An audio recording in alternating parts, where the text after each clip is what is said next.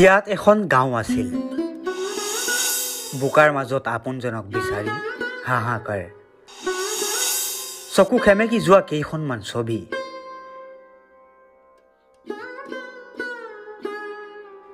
বান গৰাখহনীয়াত উঠি গৈছে মানুহ, গছ গছনি, ঘৰ দুৱাৰ, জীৱ জন্তু আদি সকলো উটি গৈছে। বোকাৰ মাজত আপোনজনক বিচাৰি হাহাকাৰ লগাইছে একাংশই। ৱাইনাডৰ এই ধ্বংসলীলাই চকু খেমেকাইছে দেশবাসীৰ। কেৰালা ৱাইনাডত বানপানী আৰু ভূমিস্খলনে অতি ভয়ংকৰ ৰূপ লৈছে।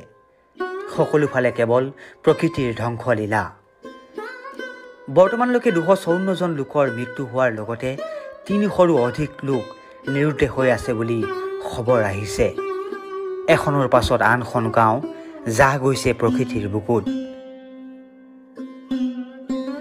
একাংশ স্থানীয় লোকে কয় যে আমাৰ ওচৰত এতিয়া আৰু একোৱেই নাই, সকলো ধ্বংস হৈ গ'ল। এনে লাগিছে মুণ্ডাককৈ এতিয়া ৱাইনাডৰ নক্সাৰ পৰা মচ খাই গ'ল। বোকা আৰু শিলৰ বাহিৰে ইয়াত আৰু এতিয়া একোৱেই নাই।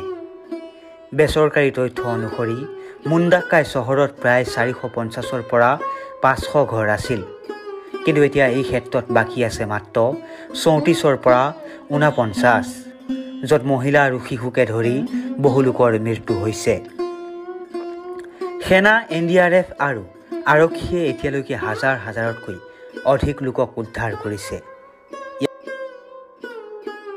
ইয়াৰ উপৰিও ভাৰতীয় উপকূলৰক্ষী বাহিনীৰ দলে ক্ষতিগ্ৰস্ত অঞ্চলসমূহত উদ্ধাৰ অভিযানতো নিয়োজিত হৈ আছে।